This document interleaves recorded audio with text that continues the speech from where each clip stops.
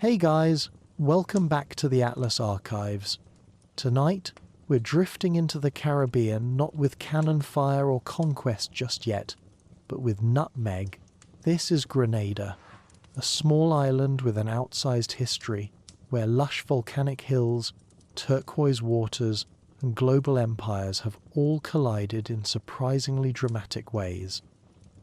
In this episode, we'll gently unpack how a place barely visible on most world maps became strategically important, fiercely contested, and culturally rich far beyond its size, from indigenous roots and European rivalry to revolution, invasion, and the rhythms of modern island life. If you enjoy calm, thoughtful explorations like this, consider subscribing to Atlas Archives.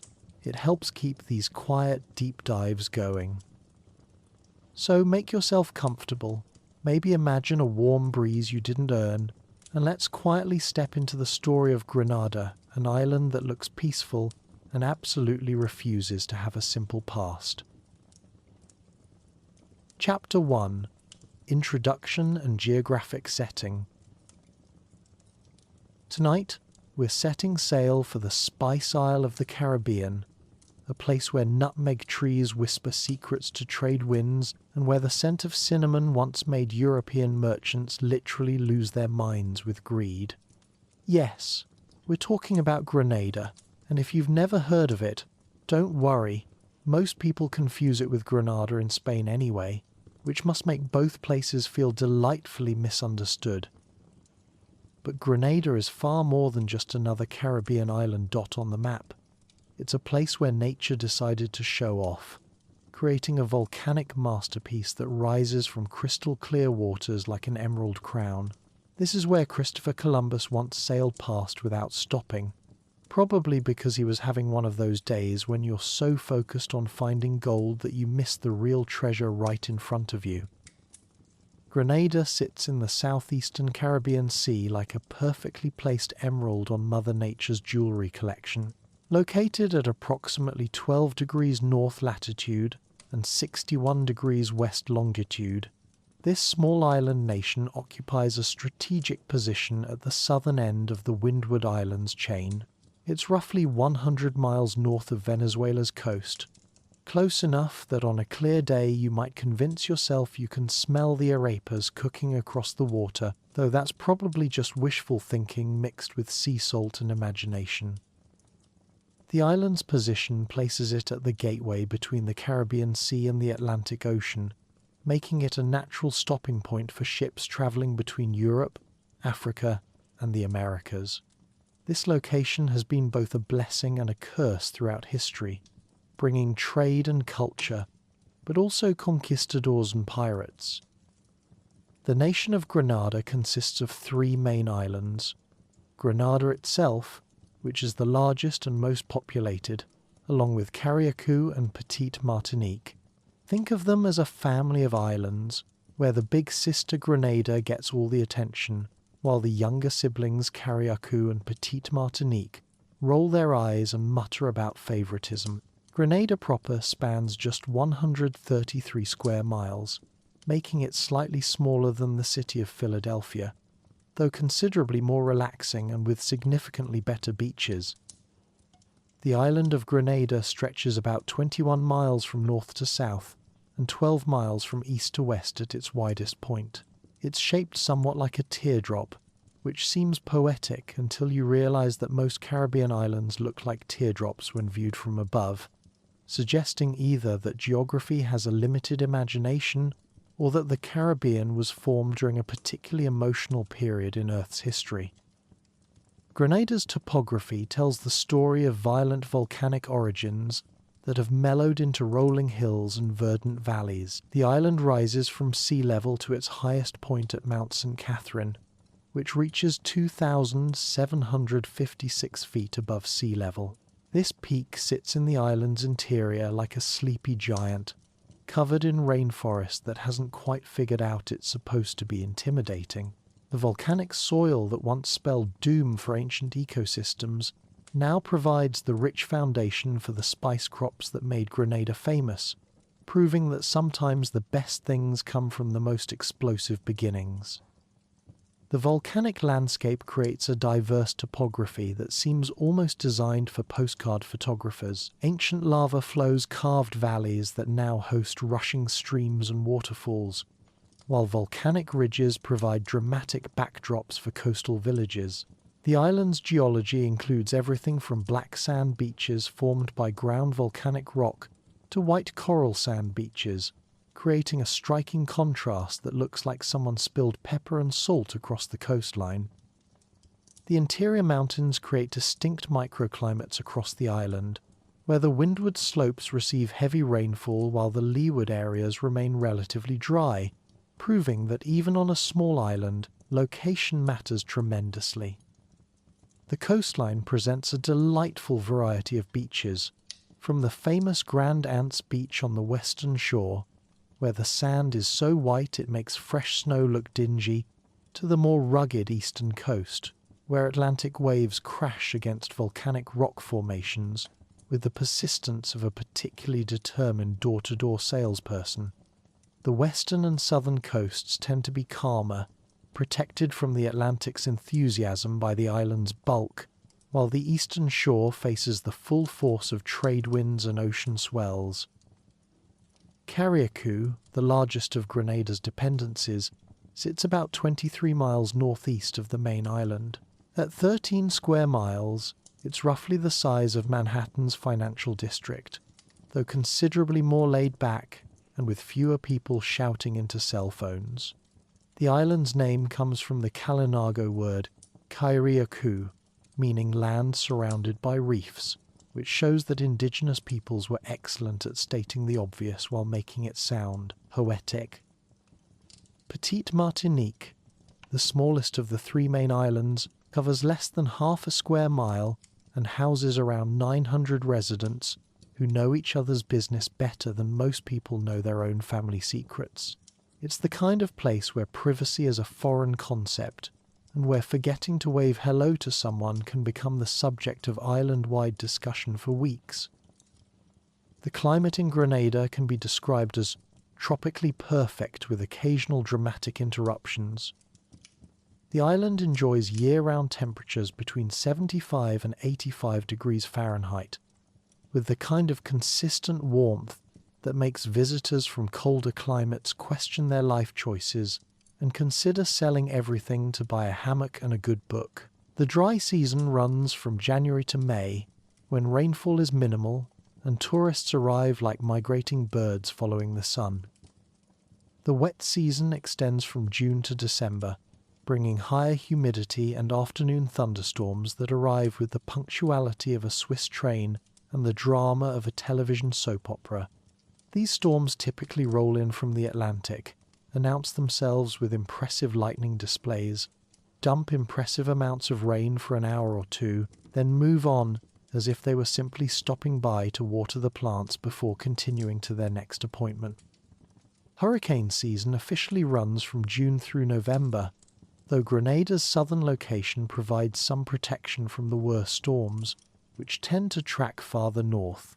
The island sits at the edge of what meteorologists call Hurricane Alley, meaning it occasionally gets sideswiped by storms but rarely takes a direct hit. Trade winds blow consistently from the northeast, providing natural air conditioning that ancient civilizations could only dream of. These winds have shaped not only the island's climate but its history, carrying European ships across the Atlantic and determining where towns and plantations were built. Before electric fans and air conditioning, positioning your house to catch the trade winds meant the difference between comfort and slowly melting.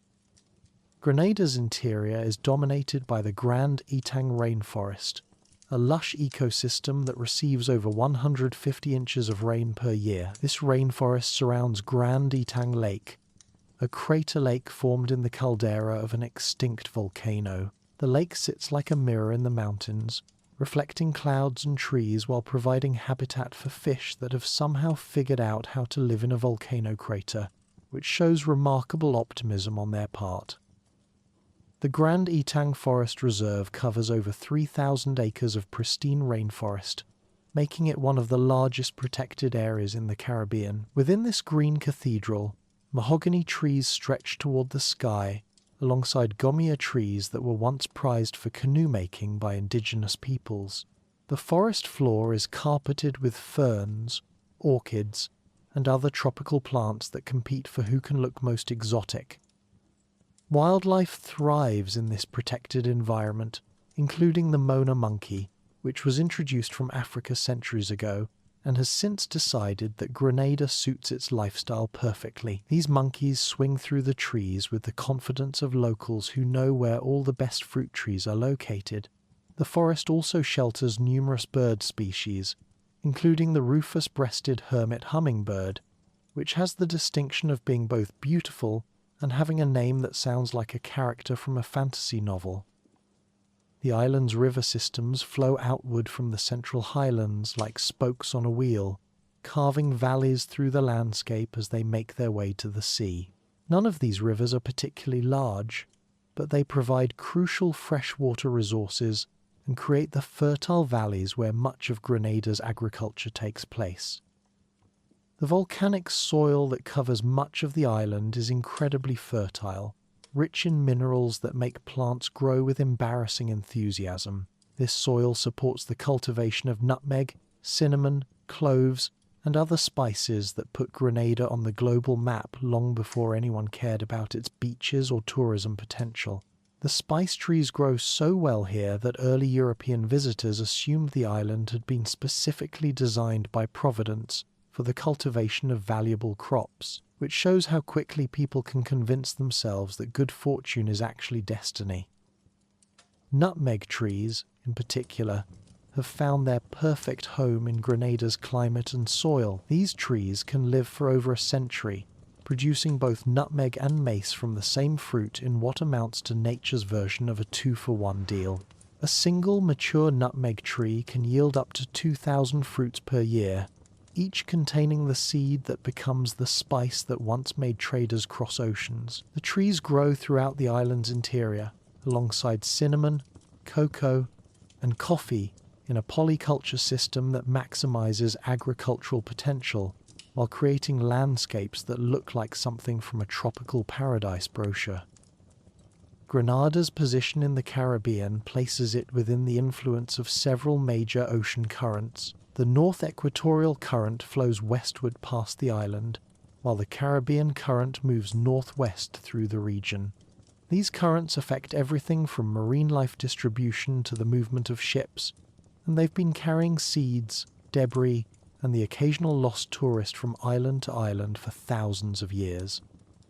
The surrounding waters support extensive coral reef systems that provide habitat for tropical fish and protection for the coastline from erosion. These reefs formed over thousands of years as tiny coral polyps built their calcium carbonate homes on top of their ancestors' remains, creating some of the most beautiful underwater landscapes in the Caribbean.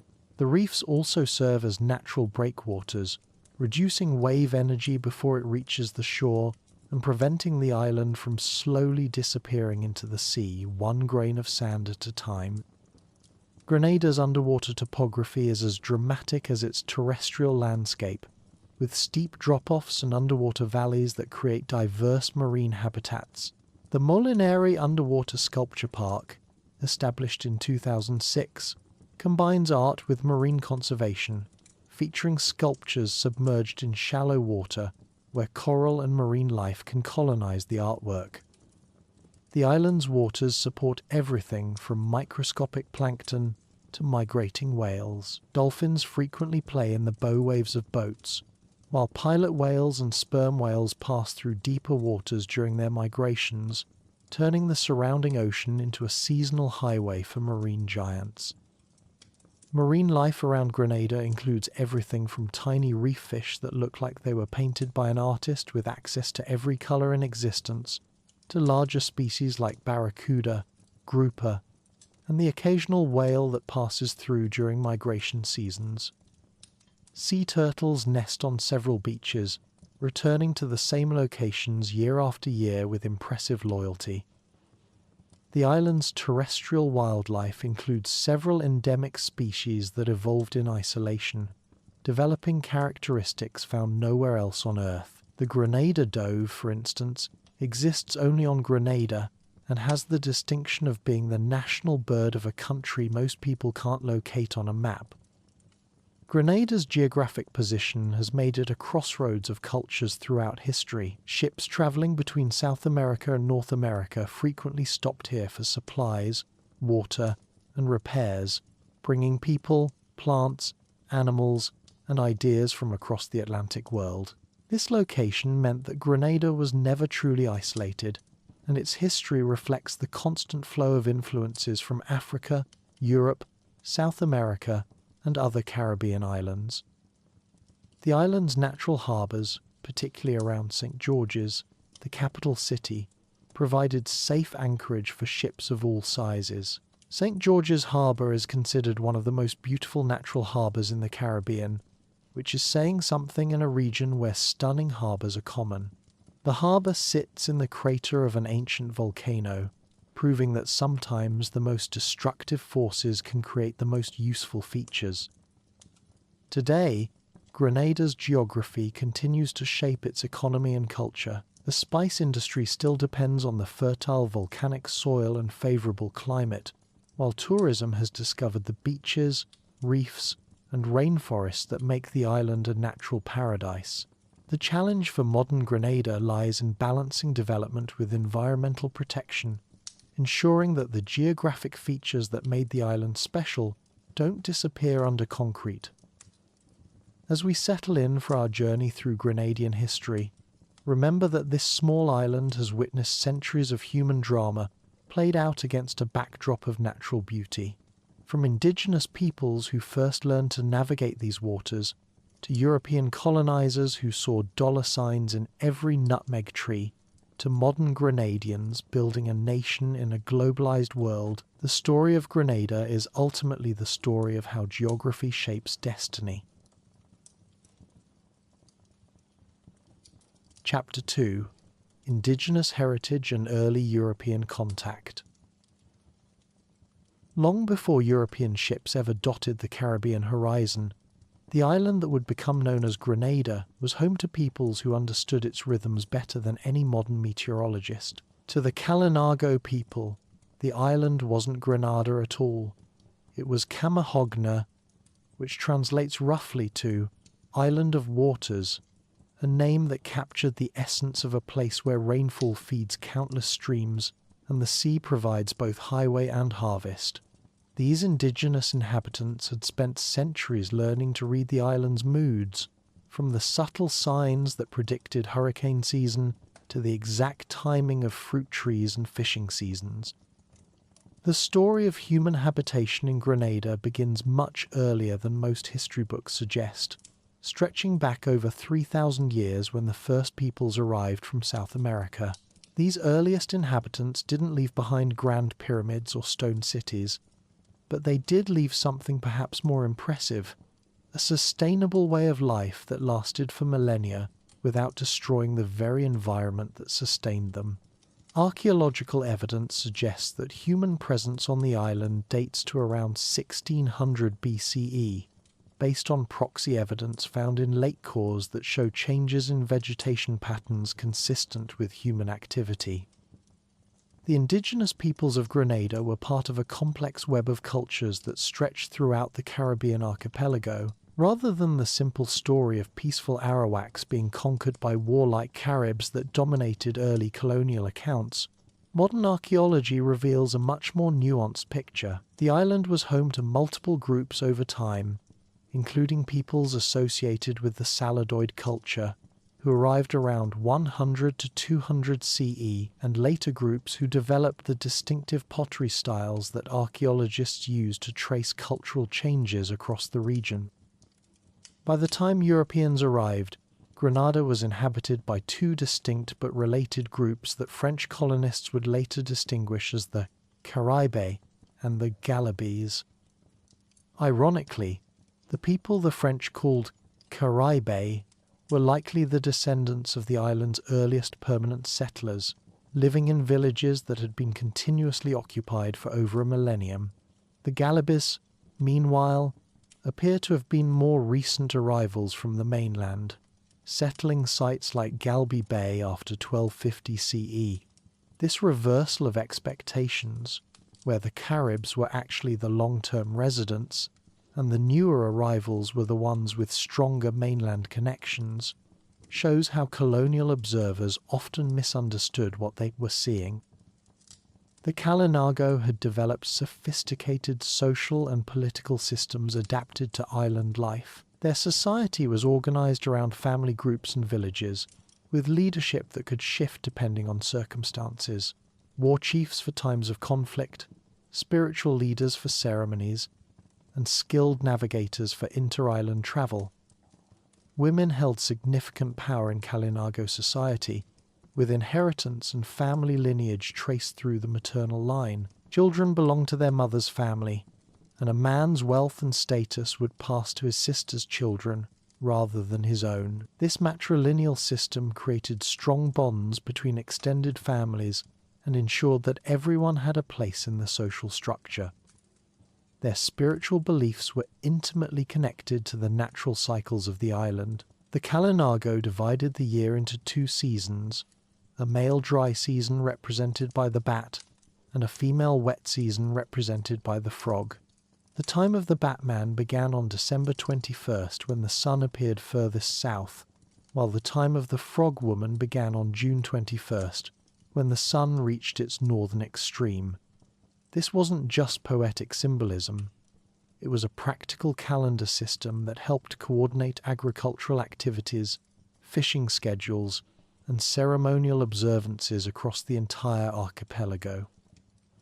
The Kalinago were master seafarers, navigating between islands in large canoes carved from single tree trunks. These vessels, called pirogues, could carry up to 50 people and were capable of travelling hundreds of miles across open ocean. The canoes were made primarily from gomia trees, which grew abundantly in Grenada's interior forests. The process of selecting, felling, and shaping these massive trees was both an art and a sacred practice, requiring ceremonies to honour the tree spirits and ensure safe voyages. A well-made pirogue could last for decades, and represented a significant investment of time and community labour. Trade networks connected Grenada to islands throughout the Caribbean and to the South American mainland. Archaeological evidence shows that Grenadian communities exchanged locally made pottery, stone tools, and food products for materials that came from as far away as the Orinoco River Delta. These trade relationships weren't just economic. They were social and cultural connections that maintained family ties, shared knowledge, and provided mutual support during difficult times. When a hurricane destroyed crops on one island, relatives on other islands would provide assistance until the next harvest. The Kalinago agricultural system was remarkably sophisticated, combining food production with forest management in ways that enhanced rather than degraded the environment. They practiced what modern ecologists would recognize as agroforestry, growing crops like cassava, sweet potatoes, and peppers in cleared areas, while maintaining forest gardens that produced fruits, nuts, and medicinal plants. This system created a mosaic landscape that supported both human communities and wildlife populations, proving that agriculture and conservation could work hand in hand when properly managed. Cassava was the staple crop, but not the bitter variety that required extensive processing to remove toxins. The Kalinago cultivated sweet cassava varieties that could be eaten fresh or processed into flour for storage. They also grew cotton for textile production, tobacco for ceremonial use, and various fruits and vegetables that provided essential vitamins and minerals. The diversity of their crops provided insurance against crop failures and created a varied diet that maintained good nutrition year-round. Their material culture reflected both practical needs and aesthetic sensibilities. Kalinago pottery was functional art, with vessels designed for specific purposes: water storage, cooking, serving, and ceremonial use. The pottery styles evolved over time, with the later Cayo style showing influences from mainland South American traditions. They also created intricate baskets, wove cotton textiles, and crafted tools from stone, bone, and wood. Every object was made to last and to serve multiple functions, reflecting a culture that valued both durability and efficiency. The first recorded European contact with Grenada came on August 15th, 1498, when Christopher Columbus spotted the island's peaks during his third voyage to the Americas. Columbus was sailing north from Trinidad, following the chain of Caribbean islands on what would prove to be one of his most significant voyages. He named the island La Concepcion in honor of the Immaculate Conception of the Virgin Mary, though this name would not stick. Later Spanish maps would call it La Granada, probably after the recently conquered city in Spain. Columbus never actually landed on Grenada, which was probably fortunate for everyone involved. He was dealing with serious problems on his other colonies, including rebellious Spanish settlers on Hispaniola, who felt he had misled them about the wealth they would find in the New World. Columbus was already showing signs of the physical and mental stress that would characterize his later years, and his treatment of indigenous peoples had become increasingly brutal. The Kalinago of Grenada remained unaware that their world had just been claimed by a European power that had never set foot on their shores. For the next 50 years, Grenada remained largely outside direct European influence, though the effects of European colonization elsewhere in the Caribbean gradually reached the island. Disease epidemics spread along traditional trade routes, reducing populations throughout the region. Spanish slave raiders occasionally attacked Caribbean islands to capture indigenous people for forced labor in their mainland colonies, though Grenada's reputation for fierce resistance may have deterred such expeditions. The Spanish showed little interest in actually settling Grenada, despite claiming sovereignty over the island. They were focused on exploiting the vast riches of Mexico and Peru, and small Caribbean islands seemed insignificant by comparison. A few Spanish expeditions may have visited Grenada in search of fresh water and supplies, but they left no permanent settlements. The island remained firmly under Kalinago control throughout the 16th century, one of the few places in the Caribbean where indigenous peoples maintained their traditional way of life. The first serious European attempt at colonization came in 1609, when a group of London investors sponsored an expedition of 204 English colonists to establish a tobacco plantation on Grenada. The expedition was led by adventurers who had probably never grown tobacco in their lives, and certainly had never tried to establish a colony on a tropical island, defended by experienced warriors.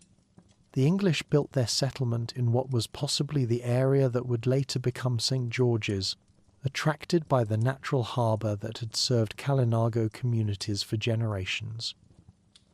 The English colonists quickly discovered that establishing a successful plantation required more than just claiming land and planting seeds. They had arrived during the wet season, when European constitutions struggled with the heat and humidity, and they had brought insufficient supplies for a long-term settlement. More critically, they had underestimated the determination of the Kalinago to defend their homeland. The indigenous inhabitants launched systematic attacks on the settlement, using their superior knowledge of the terrain and climate to their advantage. After 6 months of constant harassment, disease, and failing crops, the surviving English colonists abandoned their settlement and returned to England in December 1609. The failure of this expedition sent a clear message to other potential colonizers. Grenada would not be easily conquered. The Kalinago had successfully defended their island using guerrilla tactics that would later influence military thinking around the world. They proved that determined resistance by people fighting for their homeland could defeat seemingly superior European technology and organization. The failure of the English colony brought the Kalinago another 40 years of independence, but it also attracted the attention of other European powers. The French, who had established successful colonies on nearby Martinique and Guadeloupe, began to see Grenada as both a strategic asset and a potential source of agricultural wealth. French traders had been dealing with Kalinago communities throughout the region, sometimes peacefully and sometimes violently, building the relationships that would eventually lead to the next colonization attempt. During these decades of relative independence, the Kalinago of Grenada maintained their traditional ways while adapting to the changing world around them. They acquired European trade goods, metal tools, weapons, and cloth through networks that connected them to French and Dutch traders operating throughout the Caribbean. These new materials were incorporated into traditional practices, with metal blades replacing stone tools for canoe construction and European cloth supplementing locally woven cotton textiles. The introduction of European diseases continued to affect Kalinago populations, though communities on more isolated islands like Grenada may have suffered less than those in more frequent contact with European settlements. The demographic impact was still significant, with traditional knowledge being lost as elder community members died, and social structures being disrupted by population decline. Some Kalinago groups began to amalgamate, creating larger communities that could better defend themselves against both disease and European encroachment. By the 1640s, pressure from European colonization was intensifying throughout the Caribbean. The French had established profitable sugar plantations on several islands, creating a model of Caribbean development that other European powers wanted to emulate.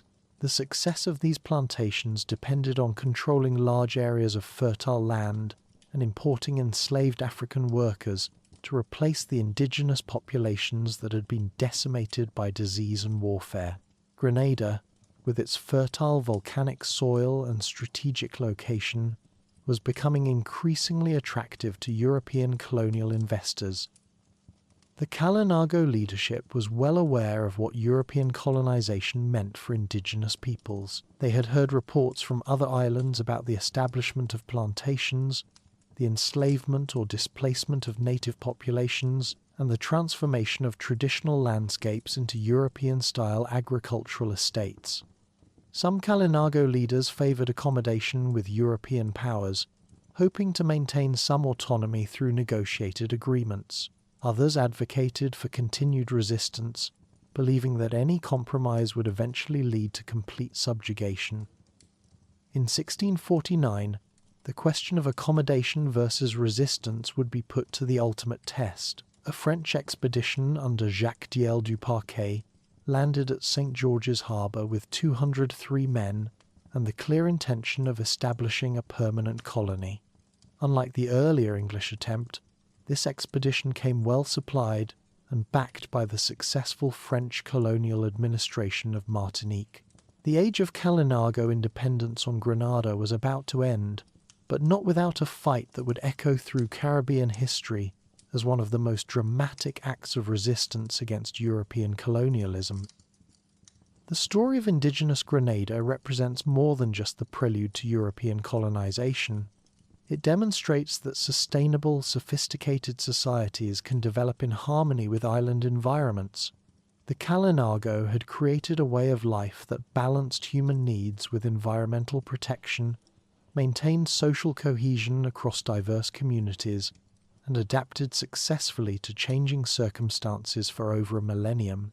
Their legacy lives on not just in the place names and archaeological sites scattered across the island, but in the fundamental understanding that land, sea, and sky are connected in ways that human societies ignore at their peril. Chapter 3: Colonial Period and Sugar Economy. The year 1649 marked the beginning of one of the most dramatic cultural transformations in Caribbean history, though it started innocently enough with what appeared to be a real estate transaction. When Jacques Diel du Parquet arrived at St. George's Harbour with 203 French colonists on March 17th, he wasn't simply planting a flag and claiming territory for France.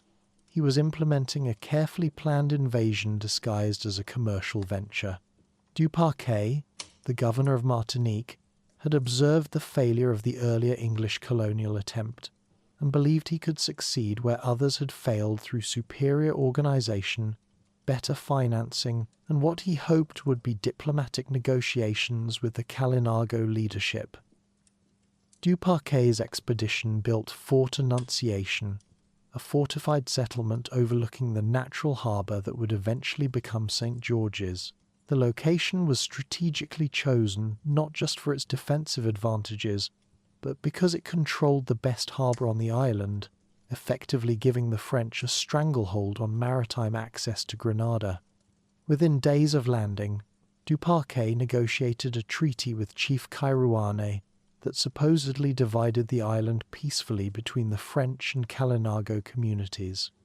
This agreement was either a masterpiece of diplomatic deception or the result of serious misunderstandings about what each side thought they were agreeing to.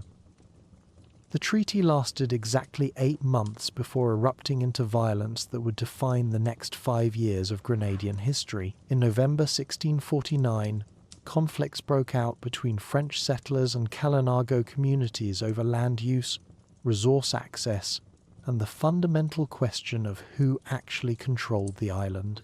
The French had interpreted their treaty as granting them ownership rights that allowed unlimited expansion and development, while the Kalinago had understood it as a mutual agreement for shared use of traditional territories.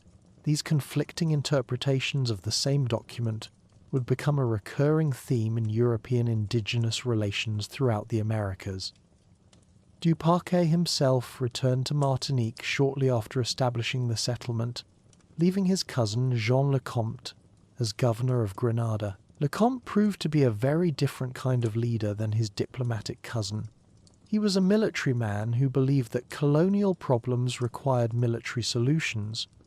Under Lecomte's administration, the French began aggressive expansion beyond their original settlement area, clearing forest for tobacco plantations and establishing additional fortified positions at strategic locations around the island. This expansion inevitably brought French settlers into direct conflict with Kalinago villages and traditional hunting and farming areas. The resulting warfare was brutal and devastating for both sides, but particularly catastrophic for the Kalinago population. French military tactics included destroying indigenous food crops, burning villages, and systematically dismantling the canoes that were essential for inter-island communication and escape. Lecomte's strategy was specifically designed to isolate the Kalinago on Grenada, cutting them off from potential reinforcements from other islands, and gradually reducing their ability to sustain organized resistance. This approach reflected a sophisticated understanding of indigenous society and a calculated plan to dismantle it piece by piece. The most famous and tragic episode of this conflict occurred in 1650 at a location called Le Morne des Sauteurs, which translates to the Hill of the Leapers, now known simply as Leapers Hill. According to French accounts, a group of Kalinago warriors found themselves cornered by French forces on the clifftop overlooking Sauteurs Bay. Rather than surrender and face enslavement or execution, they chose to leap from the cliff to their deaths on the rocks below. Modern historians debate the exact details of this event, but there's no question that it became a powerful symbol of indigenous resistance to European colonization. The story of Leapers Hill, while dramatic, represents only one incident in a systematic campaign of destruction that gradually eliminated Kalinago presence from most of Grenada. French forces used a combination of direct military action, economic warfare, and psychological pressure to force indigenous communities to either flee to other islands or submit to French authority. By 1654, organized Kalinago resistance had been effectively crushed, though small communities continued to exist on the margins of colonial society for several more generations. With indigenous resistance eliminated, the French colonial administration turned to the serious business of making their Caribbean venture profitable. The initial economic focus was on tobacco cultivation, which had proven successful on other French Caribbean islands and required relatively modest capital investment compared to sugar production. French colonists established small to medium-sized plantations throughout the island's coastal areas and valleys, taking advantage of the fertile volcanic soil that had originally supported Kalinago agriculture. The tobacco industry created Grenada's first export economy and attracted additional waves of French settlers seeking their fortunes in the New World. By 1700, French Grenada had developed into a thriving colonial society with a population of 257 white settlers, 53 free people of colour, and 525 enslaved Africans, working on 3 sugar estates and 52 indigo plantations. This demographic breakdown reveals the fundamental structure of Caribbean colonial society, a small white minority controlling a larger population of enslaved workers, with a middle group of free people of colour who occupied an ambiguous position in the social hierarchy. The numbers also show how quickly the plantation system had expanded beyond tobacco to include more diverse and profitable crops. The introduction of enslaved African labour fundamentally transformed both the landscape and culture of Grenada. The first enslaved Africans arrived through the French colonial slave trade system that connected West African ports to French Caribbean colonies via established shipping routes.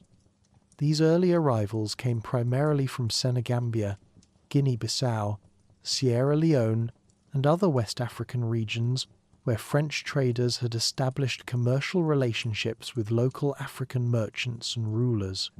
The enslaved population brought with them agricultural knowledge, craft skills, cultural practices, and languages that would profoundly influence Grenadian society for centuries to come.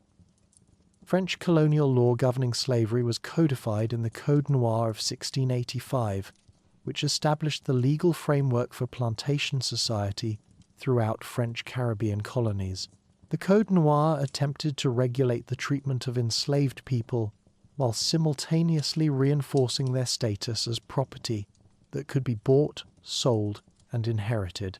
It mandated Catholic religious instruction for enslaved populations, prohibited certain forms of abuse, and established procedures for manumission, but it also institutionalized slavery as the foundation of colonial economic and social organization. The development of sugar cultivation in the early 18th century marked a turning point in Grenada's colonial economy. Sugar production required significantly more capital investment than tobacco or indigo cultivation, including expensive processing equipment, larger workforces, and more sophisticated management systems. The shift to sugar also demanded extensive landscape modification, as planters cleared larger areas of forest and established irrigation systems to support the water-intensive crop. These changes created the classic Caribbean plantation landscape of cane fields, stretching from mountain valleys to coastal plains.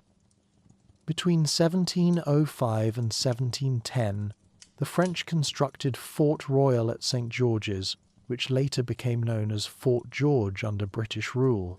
This massive fortification project demonstrated both the strategic importance of Grenada within the French Caribbean Empire and the availability of skilled labour, both enslaved and free, capable of major engineering undertakings. The fort was designed to protect the harbour from naval attack and to serve as a last refuge for the colonial administration in case of invasion or internal uprising. French colonial society in Grenada developed its own distinct character, blending metropolitan French culture with Caribbean adaptations and influences from both indigenous and African traditions.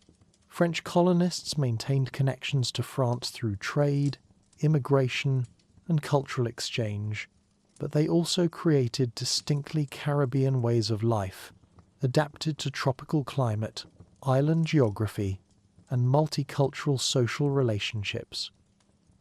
This cultural synthesis produced new forms of architecture, cuisine, music, and social organization that reflected the unique conditions of Caribbean colonial life.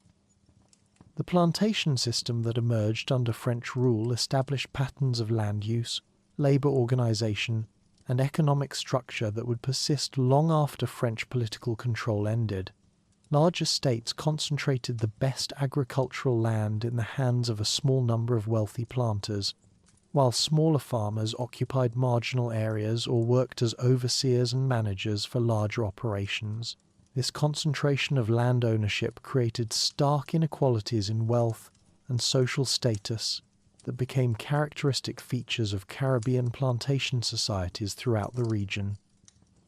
Religious life in French Grenada was dominated by the Catholic Church, which served both the spiritual needs of the white population and the conversion efforts directed at enslaved Africans and remaining indigenous peoples. Catholic missions established churches, schools, and hospitals that provided essential services for colonial society while simultaneously serving as instruments of cultural assimilation. The interaction between Catholicism and African spiritual traditions created syncretic religious practices that would become important elements of Caribbean popular culture. The 7 Years' War, 1756 to 1763, brought dramatic changes to the Caribbean as European powers fought for control of strategic islands and their valuable plantation economies.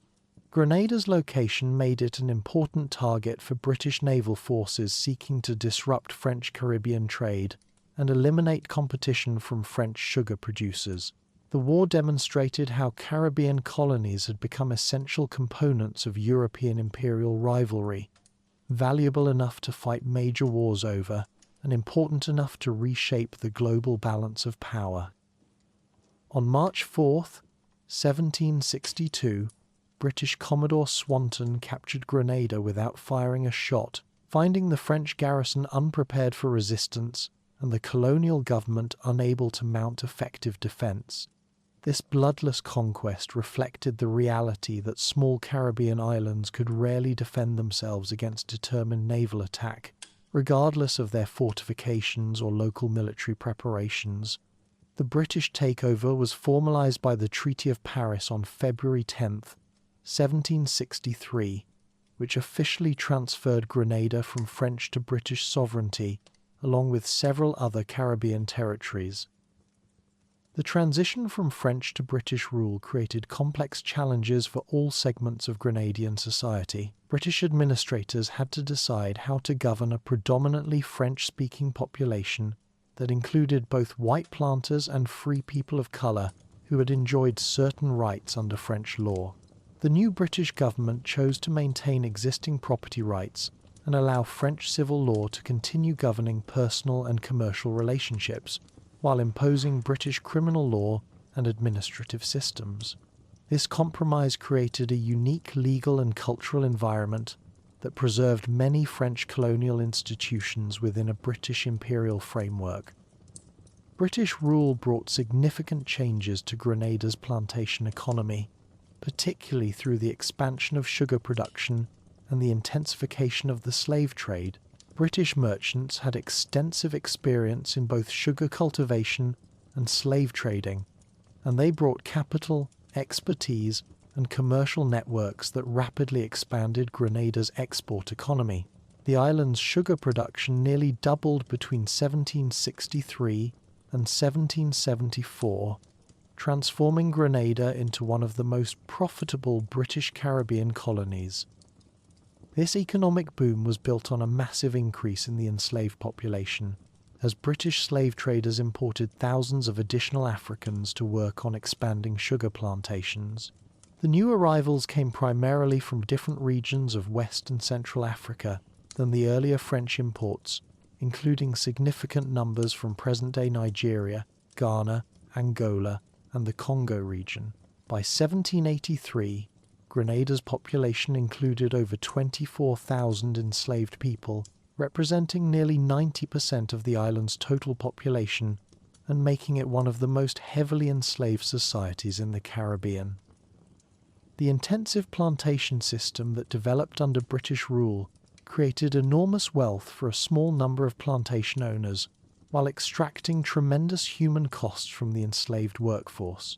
Sugar production was physically demanding and dangerous work that required long hours in tropical heat, exposure to dangerous machinery, and constant pressure to meet production quotas. Enslaved workers developed various forms of resistance to these conditions, from work slowdowns and tool breaking to escape attempts and occasional uprisings that challenged the fundamental assumptions of plantation society. French planters who remained in Grenada after the British takeover found themselves in an ambiguous position within the new colonial hierarchy. While British law protected their property rights, including their ownership of enslaved people, they faced discrimination in political participation and commercial opportunities. Many French planters maintained cultural and economic connections to other French Caribbean islands, creating networks of information and support that would prove crucial during later political upheavals. The complexity of Grenadian colonial society was further increased by the presence of free people of colour who occupied a middle position between the white planter elite and the enslaved majority. This population included people of mixed African and European ancestry, freed slaves who had purchased or been granted their liberty, and small numbers of free immigrants from other Caribbean islands. Free people of colour often worked as skilled artisans, small farmers, or intermediaries in the plantation economy, but they faced legal restrictions and social discrimination that limited their opportunities and political rights. By the 1770s, Grenada had become one of the most economically important islands in the British Caribbean Empire, generating enormous revenues for both individual planters and the British Treasury through export taxes and trade regulations. The island's prosperity was built on the labour of enslaved Africans who received none of the benefits of their work, while bearing all of its costs and dangers. This fundamental contradiction between economic success and human exploitation would eventually contribute to revolutionary upheavals that challenged the entire foundation of Caribbean plantation society. The wealth generated by Grenadian plantations flowed not just to local planters but to merchants, ship owners, manufacturers, and financiers throughout the British Atlantic world. Sugar, rum, and other Caribbean products supported industries from London banks to New England distilleries, creating economic dependencies that linked the fate of small Caribbean islands to the broader development of European and North American capitalism. Grenada had become a crucial link in global economic networks that were transforming the modern world.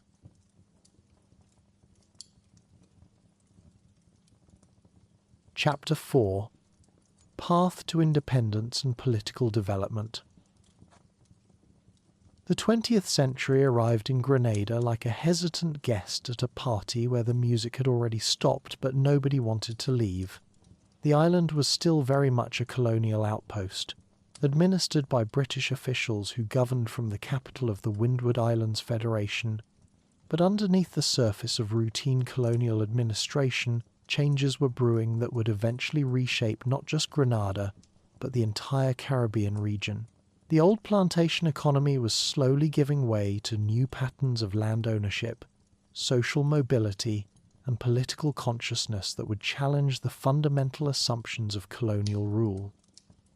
In 1950, a young man named Eric Gary founded what he initially called the Grenada Manual and Metal Workers Union, an organization that would grow into something much larger and more politically significant than anyone initially imagined. Gary had worked in the oil refineries of Aruba, where he had observed successful labor organizing and absorbed ideas about workers' rights that seemed almost revolutionary when brought back to the sleepy colonial atmosphere of 1950s Grenada.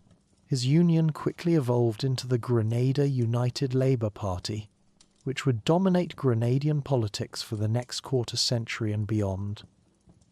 The 1951 general strike that Gary organized became legendary in Grenadian political history, earning the nickname Sky Red Days because so many buildings were set ablaze during the unrest. What began as a labour dispute over working conditions evolved into a broader challenge to the colonial social order, forcing British authorities to call in military reinforcements to restore control. The strike demonstrated that Grenadian workers were no longer willing to accept the low wages, poor working conditions, and limited political representation that had characterized colonial society for generations. Gary's political rise coincided with broader changes in British colonial policy following World War II. The war had exhausted Britain's resources and called into question the fundamental justifications for empire, while simultaneously creating new expectations for self-determination among colonized peoples worldwide. Caribbean territories that had contributed men and materials to the war effort increasingly demanded greater political participation and economic autonomy as rewards for their loyalty and sacrifice. The establishment of the West Indies Federation in 1958 represented an ambitious attempt to create a unified Caribbean political entity that could eventually achieve independence while maintaining economic viability and international significance. Grenada joined this federation along with 9 other British Caribbean territories, creating a political union that stretched from Jamaica in the west to Trinidad in the south. The federation was the brainchild of Grenadian intellectual Theophilus Marichaud, who envisioned Caribbean unity as the path to economic development and political independence. Grenada sent 2 representatives to the federal parliament, Thomas Gibbs and Lincoln Radix, who found themselves trying to balance Grenadian interests with the broader goals of Caribbean integration. The federal experiment faced numerous challenges from the beginning, including disagreements over taxation, customs unions, freedom of movement, and the location of the federal capital. Larger territories like Jamaica and Trinidad worried about subsidizing smaller islands, while smaller territories like Grenada feared domination by their bigger neighbors. The Federation collapsed in 1962 after Jamaica voted to leave, taking with it the economic foundation that might have made the experiment viable. The failure of the West Indies Federation represented more than just a political setback. It demonstrated the difficulties of creating unity among islands that had spent centuries relating primarily to London rather than to each other. Each territory had developed its own distinct political culture, economic priorities, and social structures that proved difficult to harmonize under a federal system. Following the Federation's collapse, the British government found itself managing a collection of small Caribbean territories that were economically unviable as independent nations, but politically unsuitable for continued direct colonial rule. The solution was the concept of associated statehood, a constitutional arrangement that granted internal self-government while leaving defence, foreign relations, and certain other matters under British control. This arrangement was designed as a stepping stone to eventual independence, allowing territories to develop political institutions and administrative capacity gradually. Under the Associated Statehood Act of 1967, Grenada gained full autonomy over its internal affairs on March 3rd. Herbert Blaise of the Grenada National Party became the first premier of the Associated State of Grenada, but his tenure lasted only until August, when Eric Gary's United Labour Party won new elections and returned Gary to power as premier. Gary would hold this position until independence in 1974, making him the dominant political figure of Grenada's transition from colony to independent nation.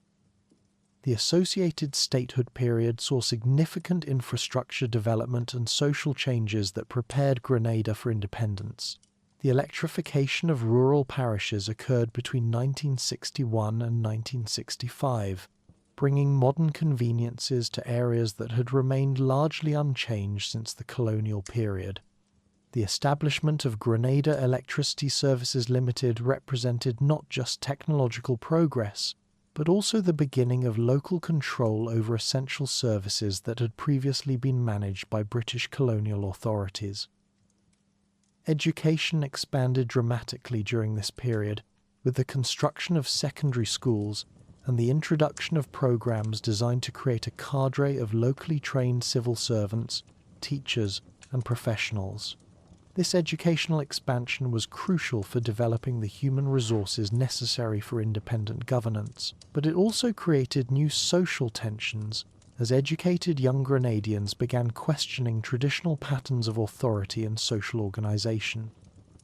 Gary's political style during the associated statehood period became increasingly controversial and would shape Grenadian politics for decades to come. He combined genuine populist appeals to working-class Grenadians with increasingly authoritarian methods of maintaining power.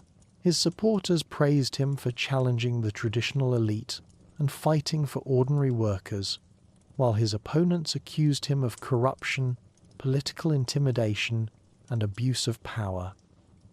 The 1969 Caribbean Expo, organised by Gary's government, showcased Grenadian culture, agriculture, and manufactured goods in an elaborate exhibition that attracted visitors from throughout the region.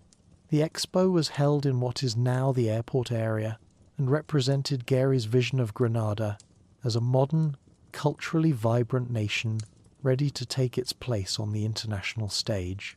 However, critics argued that the expensive event was an example of the wasteful spending that characterized Gary's administration. By the early 1970s, Gary had announced his intention to seek full independence for Grenada, a goal that generated significant controversy within Grenadian society. Opposition groups, including the Grenada National Party led by Herbert Blaise and the emerging New Dual movement led by Maurice Bishop, argued that Gary's record of corruption and political violence made him unsuitable to lead an independent nation. They demanded a referendum on independence and constitutional reforms to prevent the abuse of power. The New Dual movement emerged from a merger of different opposition groups, including Maurice Bishop's Movement for Assemblies of the People and other organisations critical of Gary's increasingly authoritarian rule. The movement's name stood for Joint Endeavour for Welfare, Education and Liberation, reflecting its commitment to social justice, educational advancement, and political freedom. Many of its leaders were young professionals who had been educated abroad and returned to Grenada with ideas about democracy, socialism, and anti-imperialism that challenged both colonial mentality and Gary's personal rule. Political violence escalated throughout the early 70s as Gary relied increasingly on his private security force, known as the Mongoose Gang, to intimidate political opponents and maintain control. This paramilitary organisation terrorised opposition supporters, broke up political meetings, and created an atmosphere of fear that undermined democratic processes. The gang's activities were investigated by the Duffus Commission, which documented extensive abuses of power and recommended major reforms to prevent future political violence. The events of Bloody Sunday on November 18, 1973, marked a particularly dark moment in Grenada's path to independence. Members of the New Dual movement, including future revolutionary leaders Hudson Austin, Unison Whiteman, Kenrick Radix, and Selwyn Strachan, were attacked and arrested in Grenville while attempting to hold a political rally. The violence demonstrated how far Gary's government was willing to go to suppress opposition and raised serious questions about whether democratic governance could survive under his leadership. Even more tragically, Bloody Monday on January 21, 1974, saw the killing of Rupert Bishop, father of Maurice Bishop, and a prominent critic of Gary's regime. Rupert Bishop had been participating in a demonstration against the government when he was shot and killed, creating a martyr for the opposition movement and deepening the political divisions that would shape post-independence politics. The elder bishop's death personalised the struggle against authoritarianism for his son Maurice, who would later lead the revolution that overthrew Gary. Despite the political turmoil and opposition protests, Gary persisted with his independence plans, arguing that the achievement of sovereignty was more important than resolving domestic political disputes. The British government, eager to divest itself of remaining colonial responsibilities and concerned about the rising political violence, decided to grant independence despite the unresolved conflicts. This decision reflected Britain's broader decolonisation strategy, which prioritised quick transfers of power over ensuring stable democratic institutions. On February 7th, 1974, at the stroke of midnight, the Union Jack was lowered over Fort George and replaced by Grenada's new national flag, officially ending nearly 3 centuries of colonial rule. The independence ceremony was conducted by candlelight due to the political tension surrounding the event, with many opposition supporters refusing to participate in celebrations they viewed as premature and illegitimate. Eric Gairy became the first Prime Minister of independent Grenada, declaring, "We are completely free, liberated and independent." The new nation adopted a modified Westminster parliamentary system based on the British model, with a Governor-General representing Queen Elizabeth II as head of state and a Prime Minister serving as head of government. The Constitution attempted to balance executive power with democratic accountability, but it contained insufficient safeguards against the kind of authoritarian tendencies that had already emerged during the associated statehood period. Grenada's independence made it the first of the smaller Eastern Caribbean territories to achieve sovereignty, setting a precedent that would be followed by Dominica in 1978, St. Lucia and St. Vincent in 1979, Antigua and Barbuda in 1981, and St. Kitts and Nevis in 1983. This wave of independence marked the final phase of decolonisation in the British Caribbean, ending an era that had begun with Columbus's voyages nearly 5 centuries earlier. The early years of independence were marked by continued political instability and economic challenges that tested the viability of the new state. Gairy's government faced ongoing opposition from the New Dual movement and other critics who refused to accept the legitimacy of independence achieved under such controversial circumstances. International observers noted irregularities in the 1976 elections that returned Gairy to power, further undermining confidence in Grenada's democratic institutions. Gairy's bizarre fascination with UFOs and the supernatural became an international embarrassment that damaged Grenada's credibility as a serious member of the international community. In 1978, he addressed the United Nations General Assembly about UFO sightings and proposed the establishment of an international agency to investigate extraterrestrial phenomena. While Gairy's interest in unexplained aerial phenomena might have been genuine, it distracted attention from pressing economic and social problems facing his country. Economic development remained limited during the early independence years, with the island still heavily dependent on agricultural exports and lacking the infrastructure for tourism or manufacturing development. The nutmeg industry, which had become increasingly important since the 19th century, provided some economic stability, but was vulnerable to weather disasters and international market fluctuations. Unemployment remained high, particularly among young people, creating social tensions that would contribute to political instability. The expansion of educational opportunities created a generation of Grenadians who were better educated than their parents, but faced limited economic opportunities on the island. Many young professionals emigrated to find work in Trinidad, Barbados, Britain, Canada, or the United States, creating a brain drain that hampered development efforts.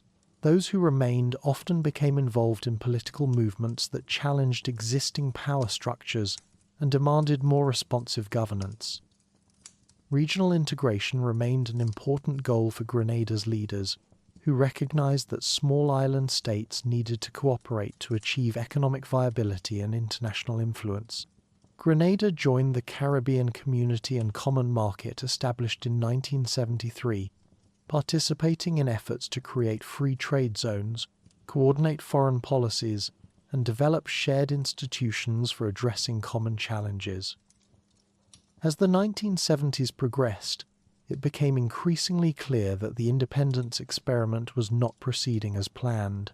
Political violence continued, democratic institutions remained weak, and economic development lagged behind expectations. The opposition New Dual movement began planning more dramatic action to remove Gary from power, setting the stage for the revolutionary upheaval that would transform Grenada and attract international attention to this small Caribbean island. The path to independence had been achieved, but the destination turned out to be quite different from what most Grenadians had hoped for or expected. Independence without democracy proved to be a hollow victory that created new problems while failing to resolve old ones. The stage was set for the dramatic events of 1979 that would bring revolutionary change to Grenada and ultimately attract the attention of global superpowers in the closing years of the Cold War. Chapter 5: The Revolution and US Invasion. The morning of March 13th, 1979, dawned quietly in Grenada, with most residents unaware they were about to witness one of the most dramatic political transformations in Caribbean history. While Prime Minister Eric Gary was in New York addressing the United Nations about UFO sightings, a small group of determined revolutionaries was implementing a plan that would change their island forever. The New Dual movement had learned that Gary planned to have their leaders murdered while he was abroad, and they decided to strike first. The coup was remarkably swift and bloodless. Armed with limited weapons but unlimited determination, New Dual movement members simultaneously captured police stations, army barracks, and the radio station. The security forces offered little resistance, having grown tired of defending a regime more interested in supernatural phenomena than earthly governance. Maurice Bishop's voice crackled over Radio Free Grenada in the early morning hours, announcing that the People's Revolutionary Government had taken power and that Eric Gary's corrupt administration was finished. Bishop, a charismatic lawyer who had been educated at the University of London, spoke with the authority of someone who understood both the legal complexities of what they were doing and the moral necessity of their actions. The broadcast was heard by ordinary Grenadians who had suffered under Gary's rule, and many responded by preparing food for the revolutionaries and volunteering to help secure the new government. The New Dual movement was founded in March 1973 as a merger of several opposition groups, including Bishop's Movement for Assemblies of the People, the Joint Endeavour for Welfare, Education and Liberation, and the Organisation for Revolutionary Education and Liberation. The party's name stood for Joint Endeavour for Welfare, Education and Liberation, reflecting its commitment to social justice, educational advancement and political freedom. The movement drew inspiration from the Black Power movements in the United States and Trinidad, the Cuban Revolution, and intellectuals like C.L.R. James and Frantz Fanon. Bishop embodied the internationalist spirit of the revolution. Born in Aruba, where his father worked in the oil industry, he had experienced life beyond Grenada's shores and understood how small Caribbean islands fitted into larger global patterns of exploitation and resistance. His father, Rupert Bishop's murder by Gary's Mongoose Gang in 1974, had personalised the struggle against authoritarianism and convinced Maurice that peaceful opposition was insufficient to bring about meaningful change in Grenadian society. The People's Revolutionary Government that emerged from the coup represented a dramatic departure from traditional Caribbean politics. Within days of taking power, the PRG suspended the constitution, dissolved parliament, and announced that they would govern by decree until a new constitutional structure could be developed. This decision, while controversial among some segments of Grenadian society, reflected the revolutionaries' belief that the existing Westminster system had been corrupted beyond repair by Gary's authoritarian practices and needed to be completely rebuilt. The People's Revolutionary Government that emerged from the coup represented a dramatic departure from traditional Caribbean politics. Within 15 days of taking power, the PRG announced the declaration of the Grenadian Revolution, suspending the constitution and dissolving parliament while granting itself executive and legislative powers. Elections announced by Bishop were postponed. This decision, while controversial among some segments of Grenadian society, including the bourgeoisie who had initially applauded Gary's overthrow, reflected the revolutionaries' belief that the existing Westminster system had been corrupted beyond repair and needed complete rebuilding. Bishop pledged to return as soon as possible to constitutional rule and appoint a constituent assembly for drafting a new constitution. The new government immediately implemented sweeping reforms that transformed daily life for ordinary Grenadians. A literacy campaign eliminated illiteracy, new schools were built throughout the island, and educational opportunities expanded to include vocational training and university scholarships.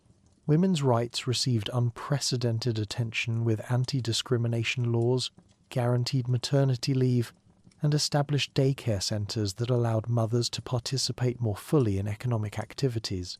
People's assemblies allowed citizens to participate directly in decision-making, representing an experiment in participatory democracy beyond the Westminster system. Economic initiatives included agricultural cooperatives that gave farmers more control over production and marketing, agro-processing facilities that added value to local agricultural products, and voluntary labour projects that built infrastructure while fostering community solidarity. Progressive labour laws strengthened workers' rights and improved working conditions throughout the economy. The government also focused on developing local manufacturing and reducing dependence on imported goods. The government's most ambitious project was constructing an international airport at Point Salines on the island's southern tip. The existing Pearls Airport could only accommodate small aircraft and was surrounded by mountains and ocean that prevented expansion, limiting Grenada's ability to develop tourism. The new airport was designed to accommodate large jets that could bring tourists directly from North America and Europe, potentially transforming Grenada's economic prospects. Cuba provided crucial assistance for the airport project, sending over 600 construction workers along with engineers and technical expertise. The Cuban involvement was partly ideological. Fidel Castro saw the Grenadian Revolution as part of broader Caribbean liberation, but also practical, as Cuba had experience building modern infrastructure in tropical conditions and could provide assistance that wealthier countries were unwilling to offer. The airport project became controversial with the Reagan administration, which viewed Cuban involvement as a potential security threat. American officials argued the long runway could accommodate Soviet military aircraft and serve as a base for projecting communist influence throughout the region. The PRG maintained the airport was purely civilian and essential for tourism development, pointing out that commercial jets couldn't land at Pearls Airport. International recognition came from progressive intellectuals and activists worldwide. Harry Belafonte became a vocal supporter, while academic conferences brought Caribbean intellectuals to discuss the Grenadian model's implications for other small island states. The revolution captured imaginations far beyond the Caribbean. Relations with the United States deteriorated as the Reagan administration implemented aggressive policies toward leftist governments in the Caribbean and Central America.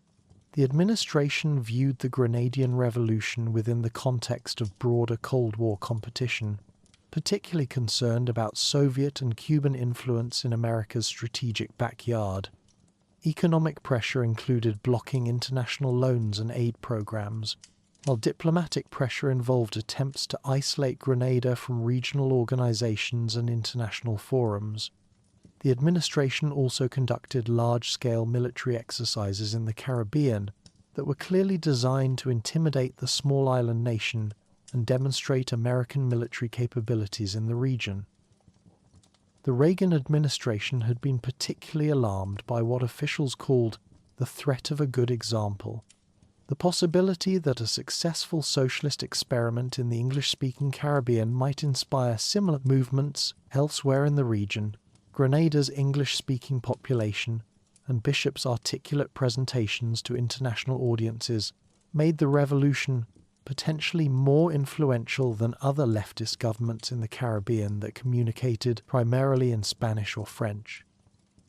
Despite external pressures, the revolutionary government maintained broad popular support among ordinary Grenadians who had benefited from improved education, healthcare, employment opportunities, and infrastructure development.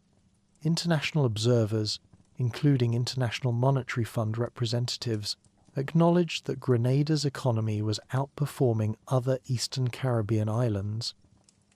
However, internal tensions within the New Jewel movement grew as the revolution matured. A faction led by Deputy Prime Minister Bernard Coard believed Bishop was too moderate and lacked ideological commitment to Marxist-Leninist principles.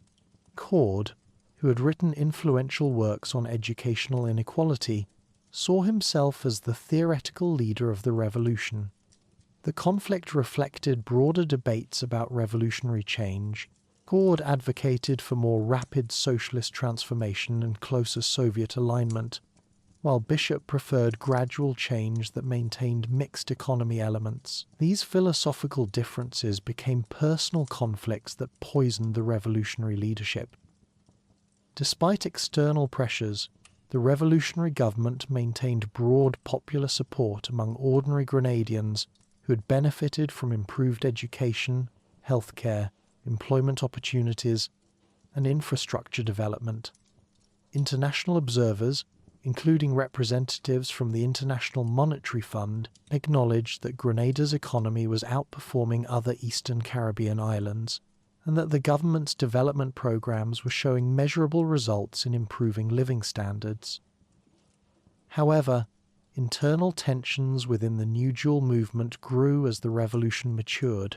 A faction led by Deputy Prime Minister Bernard Coard believed Bishop was too moderate and lacked ideological commitment to Marxist-Leninist principles. Coard advocated for more rapid socialist transformation and closer Soviet alignment, while Bishop preferred gradual change and maintained some mixed economy elements. By September 1983, tensions reached breaking point. Coard supporters demanded Bishop either step down or share power equally with Coard. Bishop initially considered the proposal but ultimately rejected it, recognizing that accepting would effectively end his political leadership and potentially change the revolution's direction in ways he considered dangerous for Grenada's future. On October 13, 1983, the Coard faction moved decisively to remove Bishop from power, placing him under house arrest at his residence in St. George's. The action was coordinated with elements of the People's Revolutionary Army, who supported Coard's more militant approach. General Hudson Austin, commander of the armed forces, declared formation of a revolutionary military council and announced that new leadership was necessary to defend the revolution. The arrest sparked massive protests throughout Grenada as thousands demanded Bishop's release. The demonstrations revealed the depth of Bishop's popular support and how ordinary Grenadians identified him personally with the revolution's achievements. On October 19th, crowds estimated between 15,000 and 30,000 freed Bishop and marched through St. George's streets to Fort Rupert military headquarters, where Bishop hoped to reassert authority and rally loyal units. What happened next remains one of the most controversial episodes in Caribbean political history. Armoured personnel carriers under Lieutenant Colonel Ewart Lane arrived with orders to restore military control and disperse the crowd.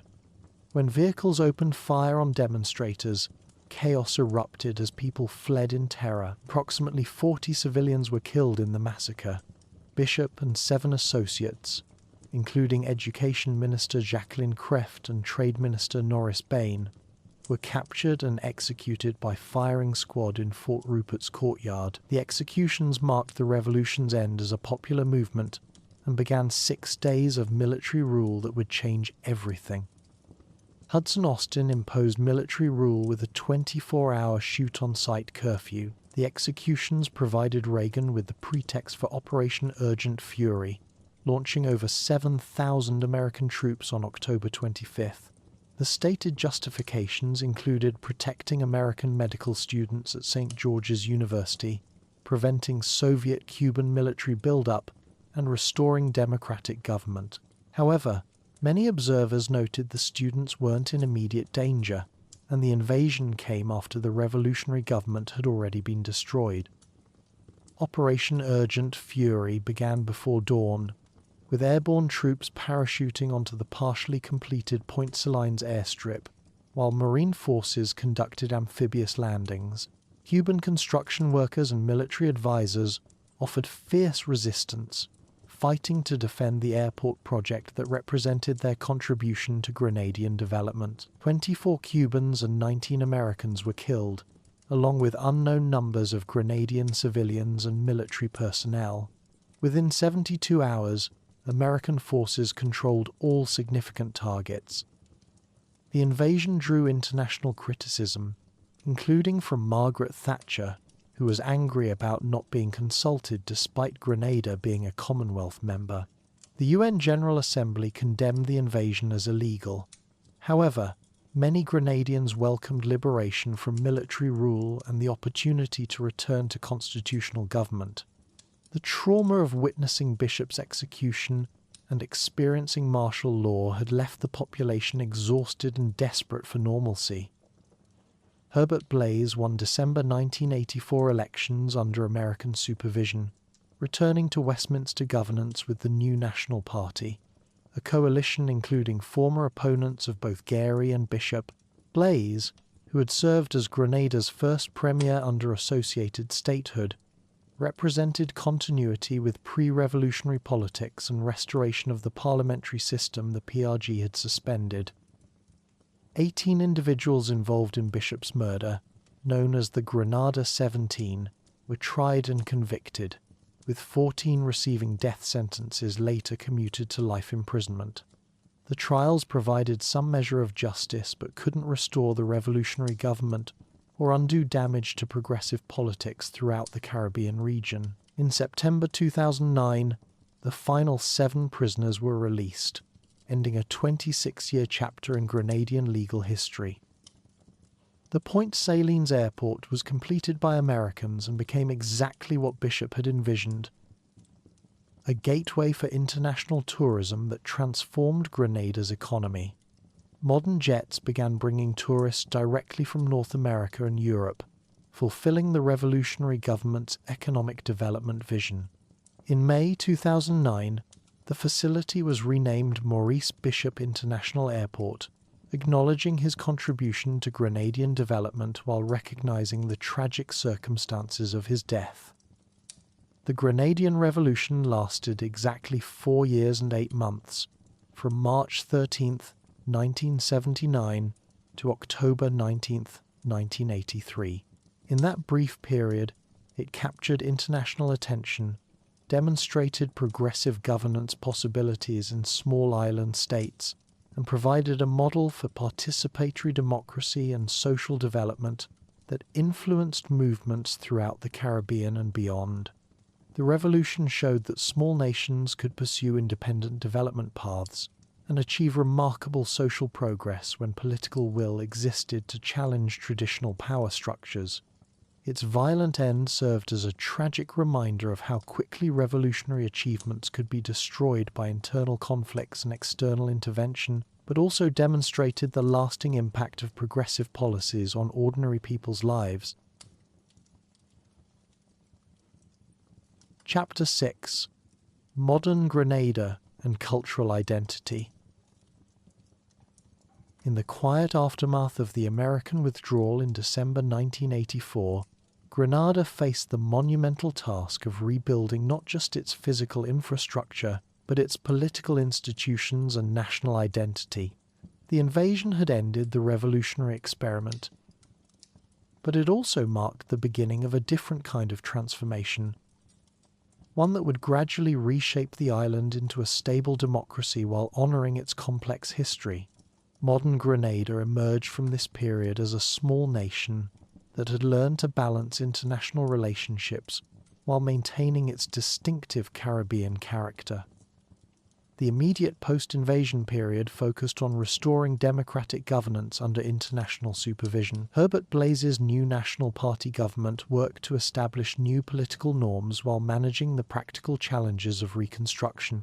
American aid flowed into infrastructure projects, educational programs, and economic development initiatives designed to demonstrate the benefits of returning to the Western sphere of influence. The completed Point Salines Airport, ironically fulfilling Maurice Bishop's vision despite his tragic death, became a symbol of how international cooperation could achieve development goals more effectively than confrontation. However, the restoration of parliamentary democracy brought its own challenges. Grenadian politics in the 1990s and early 2000s became dominated by two familiar figures, Herbert Blaise until his death in 1989, and then increasingly by Keith Mitchell, who emerged as the island's most successful post-revolutionary politician. Mitchell's new National Party first came to power in 1995 and would dominate Grenadian politics for most of the next 3 decades, winning historic electoral sweeps in 1999 and 2013 when his party captured all 15 parliamentary seats, a feat unmatched anywhere else in the Caribbean region. The economic transformation that occurred during this period was perhaps more dramatic than the political changes. Tourism gradually replaced agriculture as the dominant sector, capitalizing on Grenada's natural beauty and the international airport that had been completed under American supervision. The Grand Anse Beach, often described as one of the world's most beautiful, became the centerpiece of a growing hospitality industry that attracted visitors from North America and Europe. Cruise ships began calling regularly at St. George's picturesque harbour, bringing thousands of day visitors who explored the capital's Georgian architecture and purchased local spices and crafts. Yet this economic shift came with significant costs for traditional livelihoods. The nutmeg industry, once Grenada's economic backbone and source of national pride, struggled to recover from Hurricane Ivan's devastation in 2004. The Category 4 storm destroyed 90% of the island's buildings and uprooted an estimated 550,000 nutmeg trees, effectively eliminating what had been the world's second largest nutmeg production. Many farmers, unwilling to wait the 10 to 15 years required for new trees to mature, abandoned agriculture for tourism-related employment or emigrated to other Caribbean islands or North America. Hurricane Emily's arrival in 2005, just as recovery efforts were beginning, seemed to deal a final blow to Grenada's agricultural dreams. The torrential rains caused landslides that destroyed newly planted crops, leaving many to conclude that the Spice Isle moniker had become merely historical rather than economic reality. Agricultural employment fell dramatically, as former farmers sought work in hotels, restaurants, and construction projects rebuilding the tourism infrastructure. However, reports of Grenadian agriculture's demise proved premature. Beginning in the late 2010s, a nutmeg renaissance emerged that blended traditional cultivation with modern sustainable farming practices and innovative marketing strategies. Young Grenadian entrepreneurs recognized that global demand for organic, ethically sourced spices created opportunities for premium products that emphasized heritage and environmental responsibility. The government implemented programs providing grants and low-interest loans to encourage nutmeg replanting, while supporting farmers transitioning to sustainable practices. This agricultural revival coincided with Grenada's recognition as the world's first culinary capital by the World Food Travel Association in 2021, acknowledging the island's unique culinary culture and positioning it to attract foodie travelers seeking authentic gastronomic experiences. The designation recognized not just nutmeg production but the broader integration of spices into Grenadian cuisine, from nutmeg ice cream to the national dish oil down, a one-pot stew of breadfruit, salted meat, chicken, dumplings, and vegetables cooked in coconut milk and seasoned with local spices. Tourism development has been carefully managed to showcase both natural beauty and cultural heritage. Visitors can tour historic spice estates like Belmont Estate, which has been transformed into an educational centre demonstrating traditional processing methods while discussing the social history of plantation agriculture. The River Antoine Rum Distillery, the Caribbean's oldest water-powered facility, offers glimpses into pre-industrial production techniques that connect contemporary Grenada to its colonial past. These attractions provide employment while educating visitors about the complex history that shaped modern Grenadian society. The political landscape experienced its most dramatic shift in decades during the June 23, 2022 general election. Dickon Mitchell, a 44-year-old lawyer with no previous political experience, led the National Democratic Congress to a 9-6 victory over Keith Mitchell's New National Party. The election represented a generational change as voters, particularly younger Grenadians, embraced new leadership after nearly 3 decades of Keith Mitchell's dominance. Dickon Mitchell's victory demonstrated the continued vitality of Grenadian democracy and the electorate's willingness to embrace change when circumstances warranted. The new administration has focused on economic diversification while maintaining political stability. Prime Minister Dickon Mitchell has pledged to end nepotism, reform the electoral system, and pursue Republican status while maintaining Commonwealth membership. His government has removed value-added tax on basic goods and provided electricity and petroleum subsidies to address cost of living concerns. Economic growth has remained robust, with gross domestic product projected to rise by 4.1% in 2025, driven by tourism, recovery and reconstruction efforts following Hurricane Beryl. Contemporary Grenadian culture reflects this complex historical journey while embracing modern Caribbean identity. The annual Spicemas Carnival in August has become a major cultural celebration that attracts both locals and tourists, featuring traditional masquerade characters like Jab Jab, alongside contemporary soca and calypso performances. These festivals serve multiple purposes. They preserve African-derived cultural traditions, provide economic opportunities for costume makers and musicians, and create spaces for social commentary through satirical performances that address contemporary political and social issues. Music remains central to Grenadian cultural expression, with genres like calypso, soca, and reggae providing vehicles for both entertainment and social criticism. Steel pan music, introduced in the mid-20th century, has become particularly important in schools and community organisations as a way of engaging young people in cultural activities that connect them to broader Caribbean traditions while developing local musical talent. The annual Calypso Monarch and Soca Monarch competitions during Spicemas showcase both established and emerging artists who use their platforms to address everything from political corruption to environmental concerns. Food culture has evolved into perhaps the most distinctive expression of modern Grenadian identity. The integration of traditional spices into both everyday cooking and fine dining has created a culinary profile that attracts international attention while remaining deeply rooted in local agricultural practices. Restaurants throughout the island showcase dishes that combine African, French, Indian, and indigenous influences, creating flavours that reflect Grenada's multicultural heritage. The growing farm-to-table movement connects urban restaurants with rural farmers, supporting agricultural diversification while educating visitors about the cultural significance of Grenadian cuisine. Religious life continues to play an important role in community cohesion. with Christianity predominating but coexisting with African-derived spiritual practices that survived centuries of suppression. The Shango and Saraka traditions, particularly strong in rural areas, demonstrate how enslaved Africans preserved spiritual beliefs by adapting them to Caribbean conditions and syncretizing them with Christian practices. These traditions provide community support networks and maintain connections to ancestral heritage that complement rather than compete with mainstream religious institutions.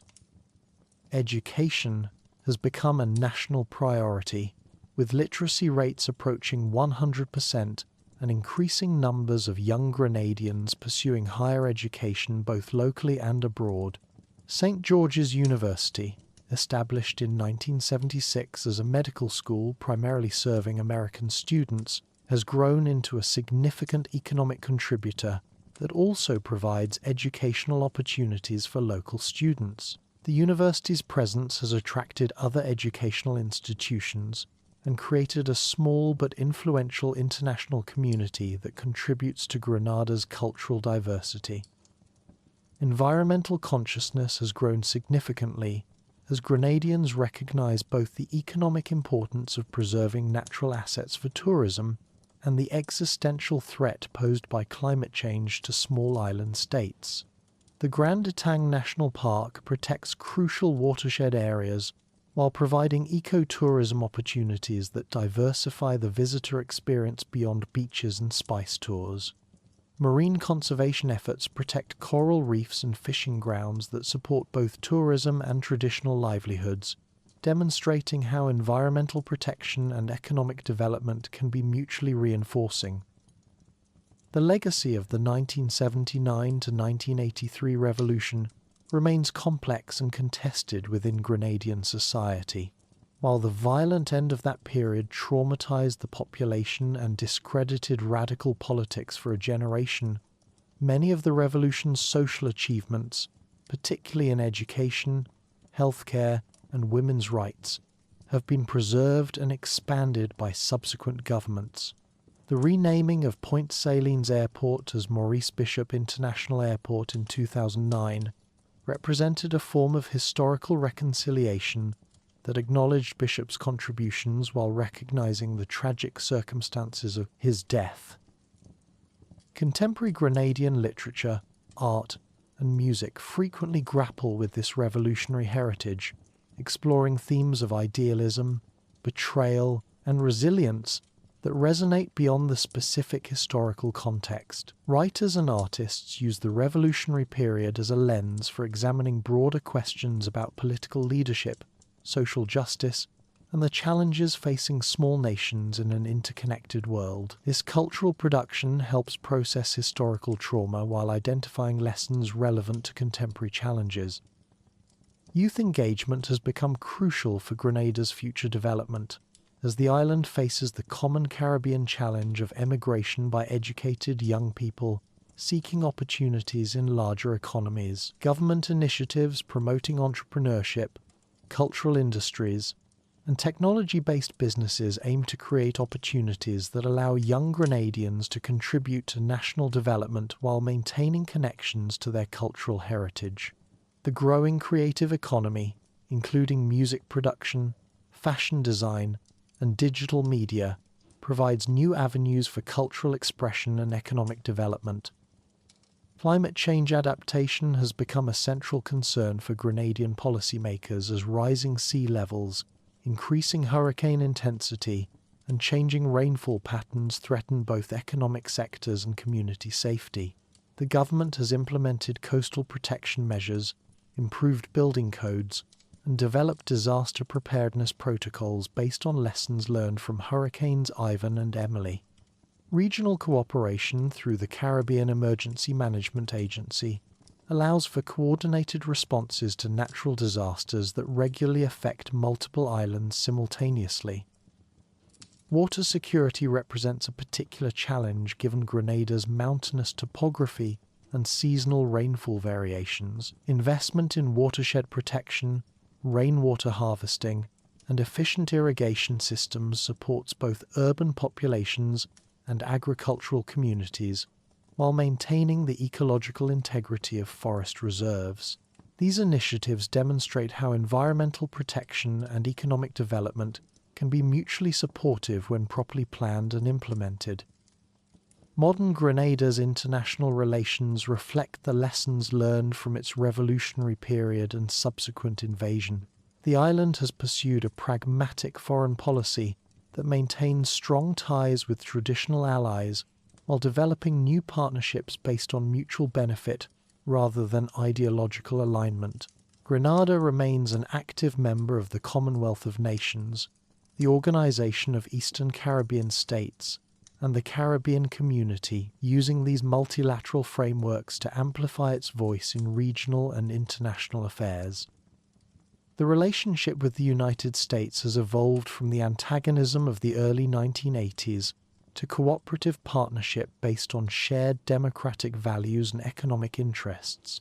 American medical students continue to study at St. George's University, creating ongoing people-to-people connections that transcend government-to-government relations. Trade and investment flows benefit both countries, while security cooperation focuses on combating drug trafficking and other transnational crimes that threaten Caribbean stability. Grenada has also developed important relationships with emerging economies, particularly China, which has provided infrastructure financing for projects, including the new parliamentary building and stadium facilities. These partnerships demonstrate how small states can diversify their international relationships to access development, financing, and technical expertise, while maintaining strategic autonomy. The government carefully balances these relationships to avoid dependency while maximizing benefits for national development. Modern Grenada's international relations reflect the lessons learned from its revolutionary period and subsequent invasion. The island has pursued a pragmatic foreign policy that maintains strong ties with traditional allies, while developing new partnerships based on mutual benefit rather than ideological alignment. Grenada remains an active member of the Commonwealth of Nations, the Organization of Eastern Caribbean States, and the Caribbean Community, using these multilateral frameworks to amplify its voice in regional and international affairs. The relationship with the United States has evolved from the antagonism of the early 1980s to cooperative partnership based on shared democratic values and economic interests. American medical students continue to study at St. George's University, creating ongoing people-to-people connections that transcend government-to-government relations. Trade and investment flows benefit both countries, while security cooperation focuses on combating drug trafficking and other transnational crimes that threaten Caribbean stability. Grenada has also developed important relationships with emerging economies, particularly China, which has provided infrastructure financing for projects including the new parliamentary building and stadium facilities. These partnerships demonstrate how small states can diversify their international relationships to access development, financing, and technical expertise while maintaining strategic autonomy. The government carefully balances these relationships to avoid dependency while maximizing benefits for national development. As Grenada moves through the 21st century, it faces the common challenges of small island states, managing tourism development while preserving environmental assets, maintaining cultural authenticity while embracing globalization, and providing economic opportunities for young people while preserving traditional knowledge and practices. The success with which Grenadian society has navigated previous transitions suggests considerable capacity for addressing these contemporary challenges. The story of modern Grenada ultimately illustrates how small nations can maintain agency and identity despite their vulnerability to external forces. From the American invasion through hurricane devastations to global economic pressures, Grenadians have repeatedly demonstrated their ability to adapt while preserving essential elements of their cultural heritage. The Spice Isle has evolved from an agricultural export economy to a service-oriented nation without losing its distinctive character or its capacity for democratic self-governance.